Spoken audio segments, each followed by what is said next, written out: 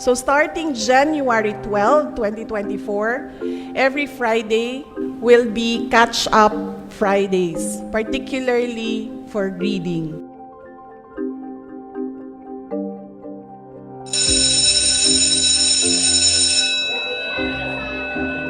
The Philippine education system underwent further changes after the country gained independence in 1946. The government implemented reforms that aimed to make education accessible to all Filipinos regardless of their socioeconomic status. The 1987 Philippine Constitution states that the state shall protect and promote the right of all citizens to quality education at all levels and shall take appropriate steps to make such education accessible to all. I'm Maximiano M. Castellino, and I am the school principal at Catalonia Central Elementary School. I've been in this school for about 3 years, and I've been in the service for about 15 years. As a principal, I've been in this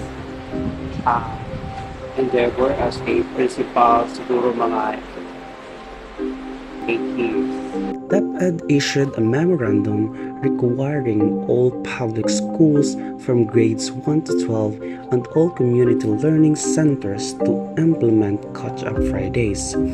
Catch-up Fridays is a learning mechanism intended to strengthen the foundational, social, and other relevant skills necessary to actualize the intent of the basic education curriculum that shall be implemented every Friday until the end of the school year 2023 to 2024. Actually, Catch-up Friday is one of the mechanisms of the Department of Education in order to address if you will remember, back in 2020, we had this untimely pandemic, and we really never anticipated that it really would happen. But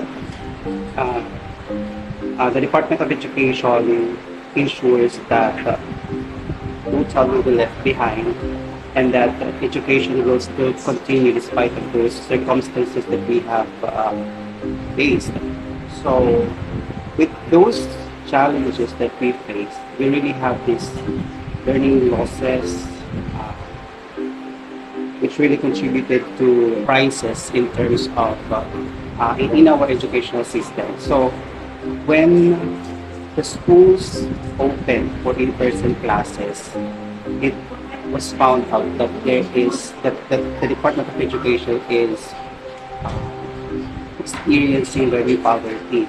So the DepEd has initiated some mechanisms in order to address this concern. And one of these mechanisms is the implementation of Catch-up Friday. Kasi everything boils down to reading and numeracy. And basically, it really has to start with the basic. So, ano yung mga basic natin sa DepEd? It's about teaching them how to read, how to write, and how to count. So, basically, yung Catch-up Friday, it's a resolution to address the problem on learning poverty, particularly on reading and numeracy, and also including mental health. Kasi ang Catch-up Friday, dalawang phases siya.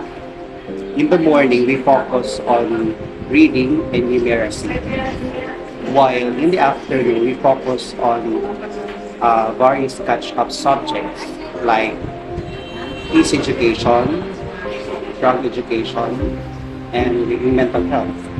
So ito yung mga focus sa afternoon. So hindi siya, yung Catch-up Friday, hindi siya totally na reading lang.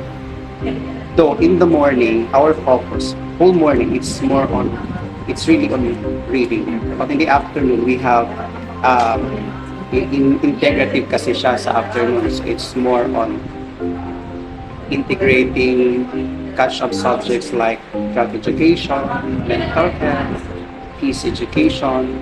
So, ito yung mga focus in the afternoon. Pero, binibigyan pa rin ng attention yung reading in the afternoon. As much as possible, kung ikaw, teacher ka, then you will be integrating peace education.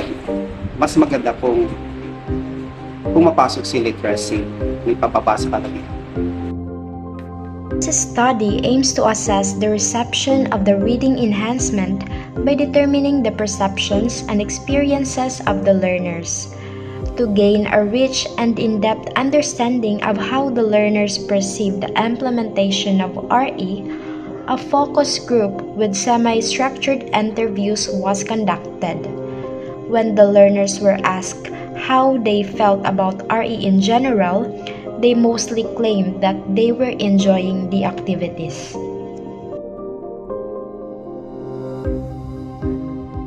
Well, for me, kasi it started if I'm not mistaken, it started last January.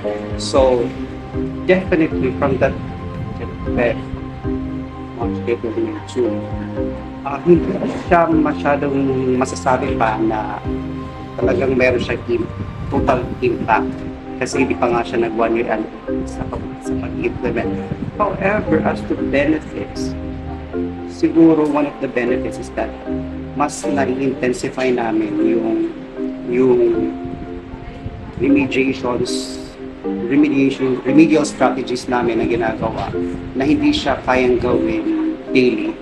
So, yung nangyayari, na-intensify namin yung mga reading and numeracy activities namin para sa bata whole morning ng Friday. Kasi, kumbaga, uninterrupted siya. Wala, unlike yung mga regular days na Monday to Thursday, kung teacher ka, you will be teaching your subjects, English, Math, Filipino, Science.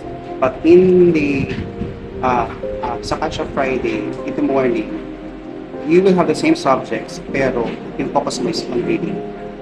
Like, English subject mo, hindi siya more on sa content ng curriculum guide or ng yung focus mo is more on reading. And then, under the guidelines of the Catch-Up Fridays, given na yung mga content na i-discuss.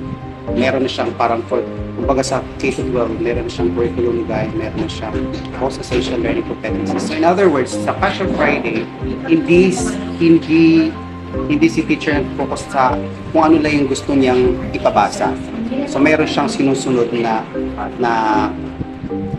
set of contents na i-discuss. So, yung benefits, it's one of the benefits.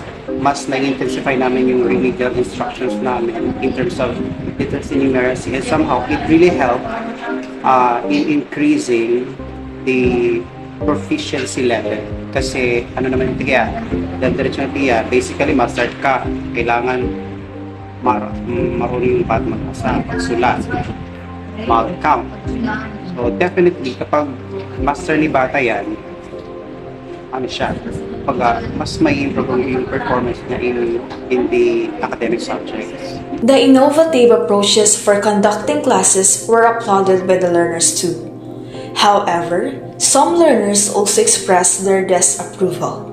They declared that they would rather have regular classes over RE. When the learners were asked whether they like or dislike having the RE program each Friday, most showed thumbs downs. However, when the learners were asked about their expectations, they were positive that the programs on Catch-Up Fridays would be beneficial to them after all. Thus, the teachers are advised to innovate and strategize beyond the recommendations of the DepEd Order and Memorandum. We were required by our district supervisor to make a plan. Previously, hindi siya, it's actually a regular thing na for us as school heads to have an instructional supervisory plan. But this thing, Catch-Up Friday, is different kasi we were required to make an instructional supervisory plan solely for monitoring the Catch-Up Friday. So, in our case, we were required to make an instructional supervisory plan exclusive only for the implementation of Catch-Up Friday. So that's one. Constant monitoring And then from time to time, we conduct Slack sessions, school learning action cell. So in the Slack sessions, our focus is more on sharing of best practices. Like ako, for example, nag-monitor ako. And then, nag-monitor ako sa isang teacher and then I found out na parang mas maganda yung kanyang reading strategies sa mga bata niya. So, the next time nagkaroon kami ng Slack session, aside from me giving them inputs on various reading strategies, yung isang teacher na visit ko, nakita ko na maganda yung kanyang strategy, pinapashare ko. So, it's more like benchmarking. Bine-benchmark nila yung best practices ng co-lead nila in terms of reading and numeracy intervention strategies. Conclusively, all stakeholders of the basic education in the nation must work together for the welfare and benefits of the learners.